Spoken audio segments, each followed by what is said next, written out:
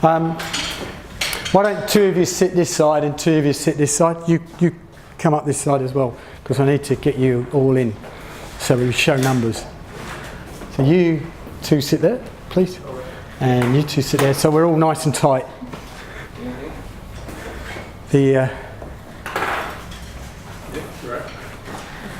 Right. Come closer, we don't bite. Right, okay, shall I shut this door? So, this is only going to take 15 minutes, so. Right, okay. So, you want to, he's just filming for just the purposes, because I'm going to do lots and lots of these over a period of time of just sharing knowledge, because I think it's really, really important.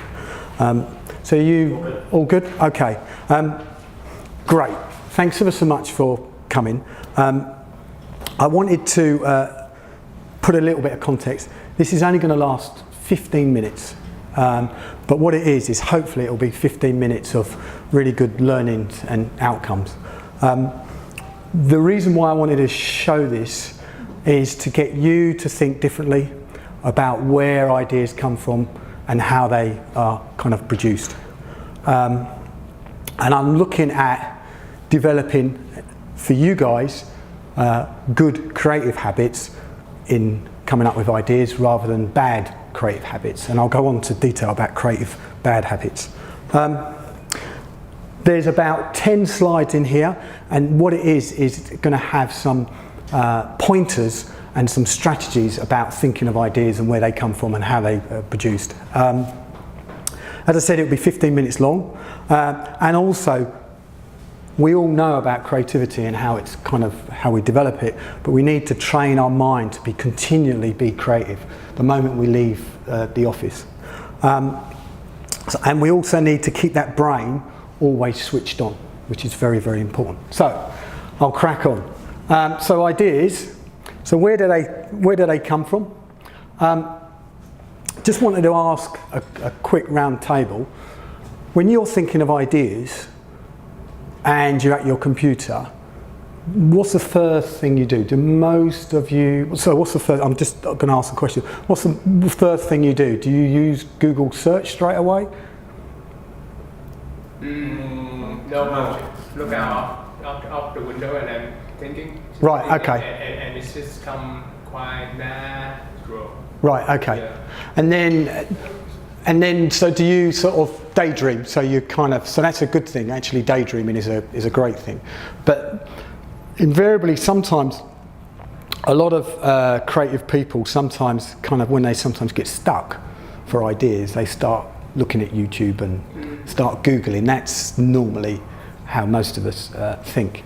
And I think the one thing that I'm trying to evaluate is think beyond just Google, because that's really, really important, because a lot of colleges teach students to create knowledge, but instead of the learners are taught, that knowledge is then static. So all you're doing is not really learning or picking up or anything like that, or training. So what I wanted to do is think a little bit more beyond just kind of Google search. I'm going to give you some examples very, very quickly of some of the tools and strategies that you guys can have, and it'll be interesting to get your feedback. If there's any thoughts, please jump in. So first one is doodle. Always doodle. Always carry a pen, anything, always with you. Not just in the office, but when you're actually going out, you should always have a pen that you can go and any thoughts that you see, you can quickly kind of doodle, random doodles, etc., etc. We don't do enough of it, and I would recommend for creative people, even though we live in a digital age, we need to make sure that we always have a pen and pad, even outside the working environment. It's really, really important. And it's really, really important here to look at things differently, so where you get one object and another object and you can combine them. So when you see something, you look at it and think of it as a very different way. So in this example, this is very similar to snow angels. So someone's obviously been at the beach and with their kids, and they've put that down and said that would look quite interesting as a snow angel. But you can see where you get one image and another image and you pair it together, you potentially can tell a story. So that's very important, again, where look at things differently and together you can tell a story, images or words. So this is interesting as an example. This was on Flickr, and someone put, I knew I should have kept them shut when I sneezed. Right, sort of. And it's really interesting when you look at that. You should write witty lines to pictures, and sometimes try it, because you know you can actually spring ideas from that. Because when I wrote that and saw that, that sprung an idea for hay fever.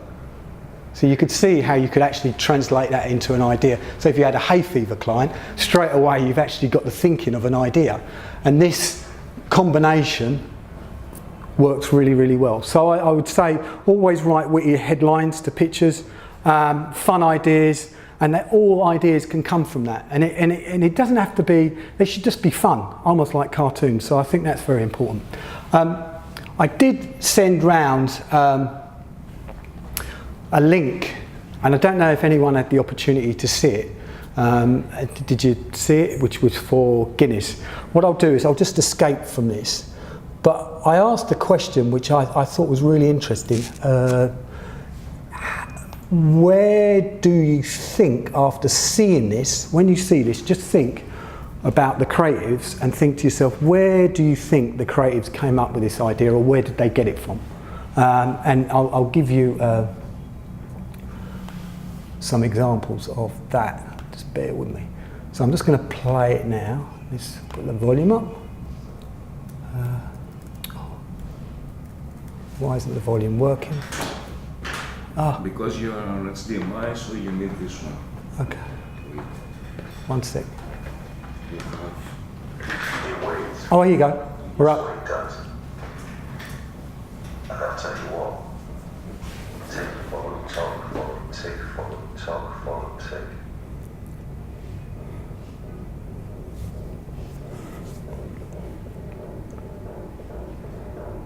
Ahab says, I don't care who you are, here's to your dream. The old sailors returned to the bar. Here's to you, Ahab. And the fat drummer hit the beat with all his heart.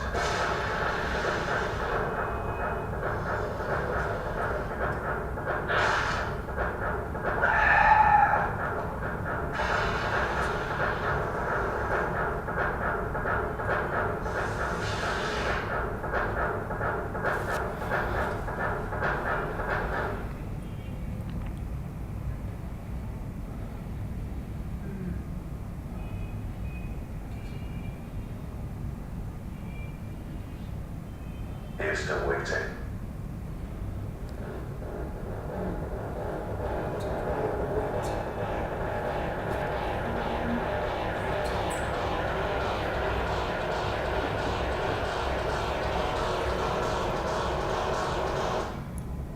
So, can anyone off the top of their heads think about where that potential idea, or where did they get that inspiration for that idea?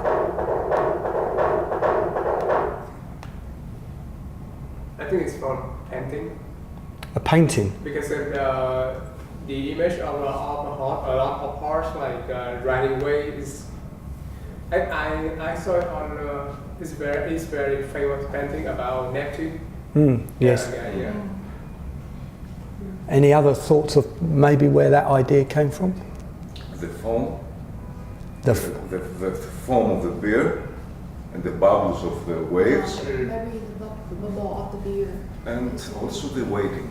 Yeah, you know, and the surfer, they always waiting for the good, like the good wave. The way to come. So that. Sorry. And I feel people said that I think if people want to a good beer, they want a with the good form at the top. Yes. So maybe when they go to a bar and they wait for the bartender to pour the beer on the glass, and they just look at it and waiting for the wood form at the top. So maybe they could have been drinking the Guinness, and like you said, waiting at the bar, they see the foam and they could have said that looks like waves and stuff like that. It was really interesting, because straight away when you actually see an image in a different light, that triggers ideas. So that's a really good observation. And any other thoughts of maybe where that potential idea came from?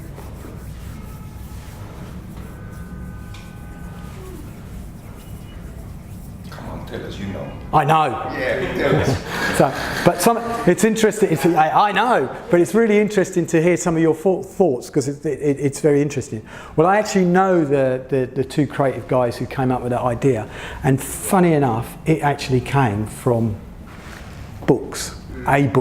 A particular book, and that particular book was Lord of the Rings.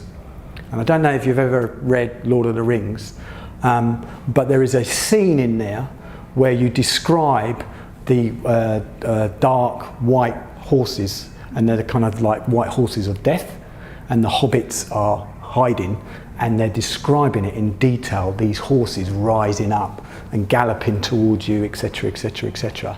The creatives actually credit that particular paragraph for that particular idea.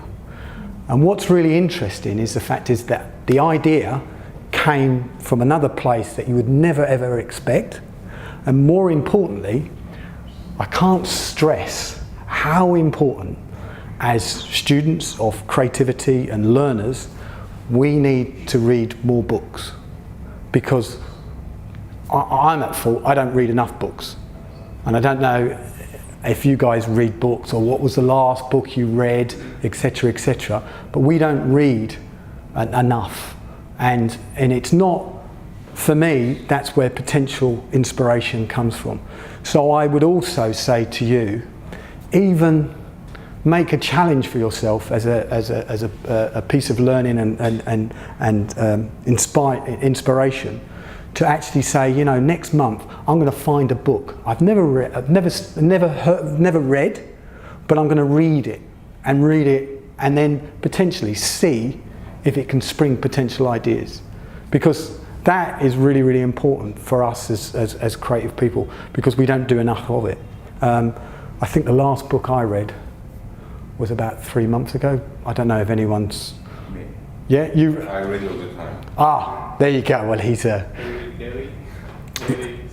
Right, okay. The thing is that reading triggers something in your mind that no other art can do, because you make images in your mind as you read, and that helps your mind clear, and you have very vivid thoughts and images about what you're reading. Yes. So it's a very special kind of thing. Yes. I mean, when you're watching a film or a video, all your senses are there. While reading, it's only just your eyes that are reading, but the rest of your mind is... That's a really good point, right? Because the thing about us as creative people, sometimes when we see a complete piece, it's all done for us. Whereas reading, we can actually visualize it ourselves, and our visual interpretation, it could be very, very different. And it's interesting that Guinness spot, those guys had visualized it, those white horses, they weren't as majestic in the book itself. They wasn't as majestic. They were very kind of lean greyhound and very kind of aggressive, whereas there they look beautiful, and their interpretation of that. So that was good. So another thing I'd like to say here. Yes, nice. We like that. Two kinds of thinking. The one kind, actually, that's how it works with ideas. There are two ways of getting ideas. The one is the logical procedure.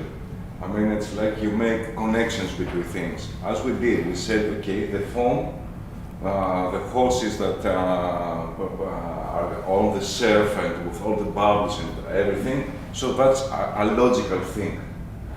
The way they did it is they read something and that made them have an idea subconsciously. Yes. So that's the two main ways to find an idea. Yes. One is by logic and by a logical path, and the other is by a subconscious idea that pops out in your mind, and then you connect the dots afterwards. Perfect. So that's exactly where we're at in some of the tips and ideas around coming up with creative ideas.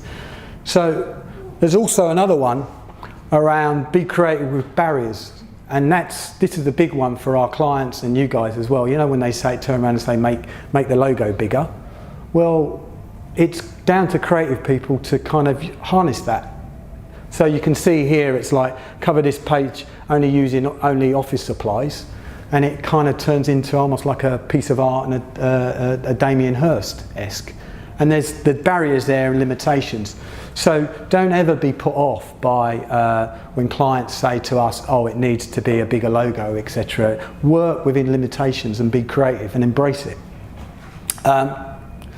There's another one here as well, dream, and you kind of touched upon it. As creative people, we genuinely have to dream more and daydream. There's nothing wrong with that. There's nothing wrong for us to stare out the window.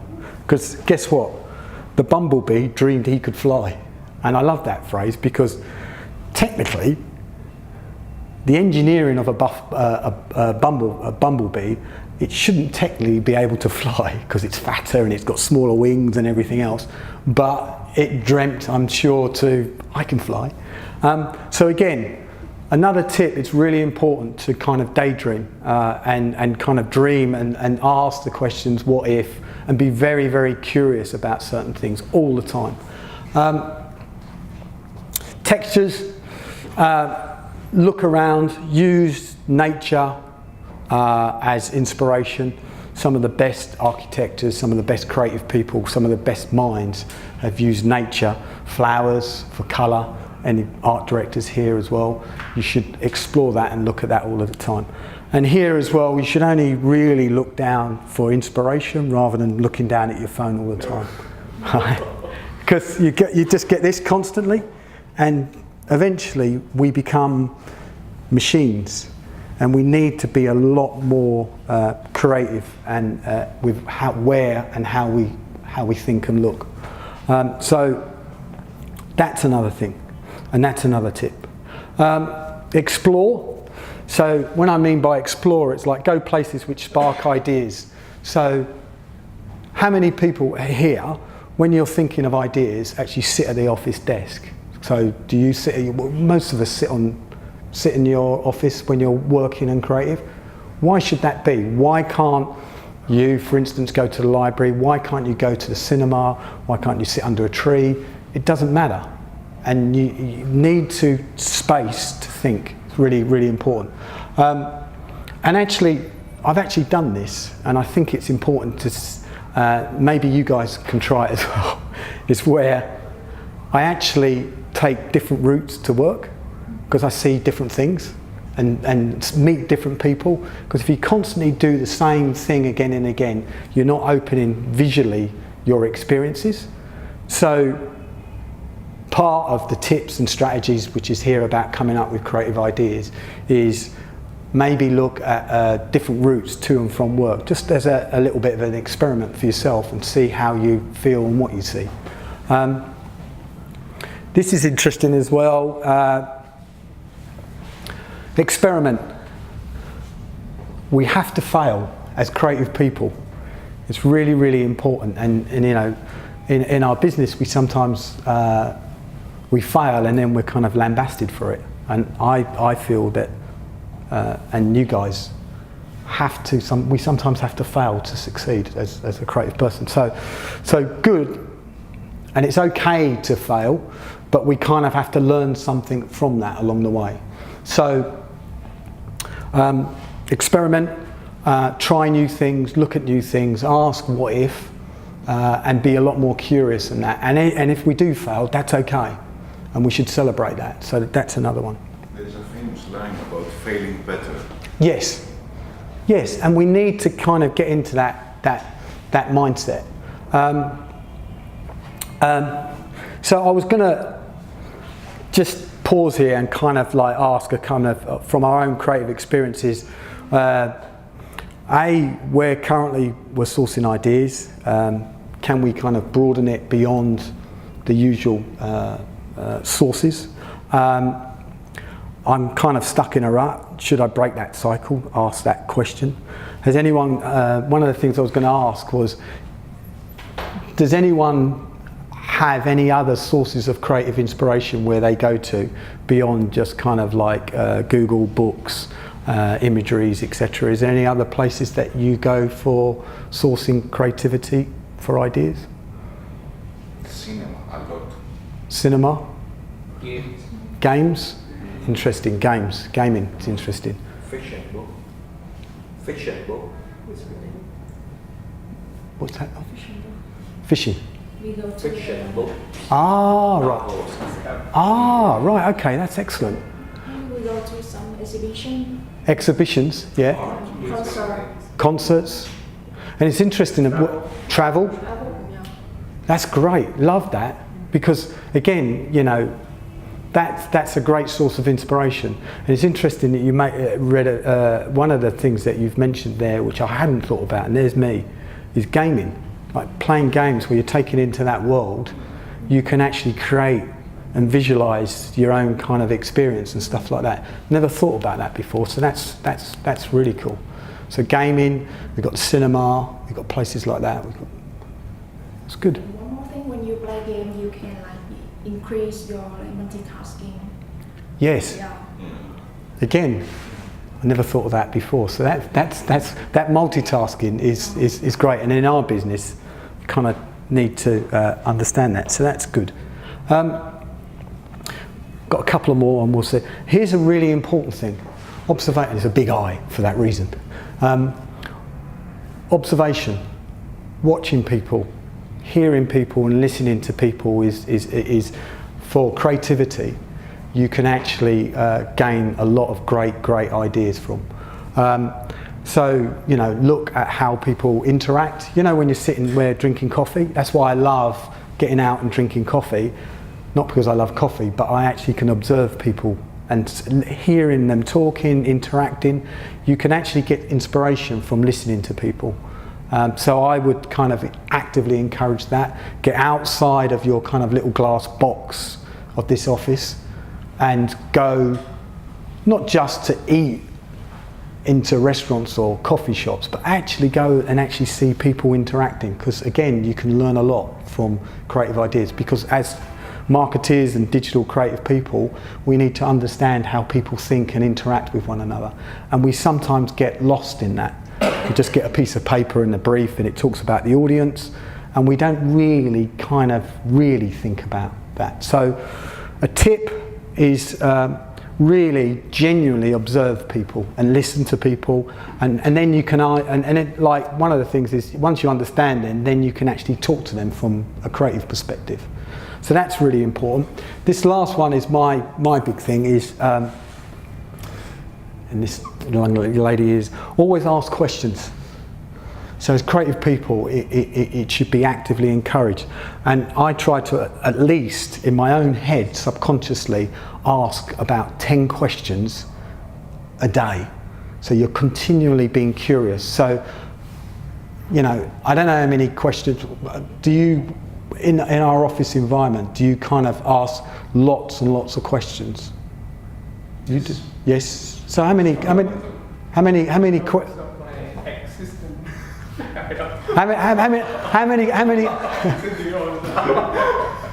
questions do you reckon roughly a day, roughly?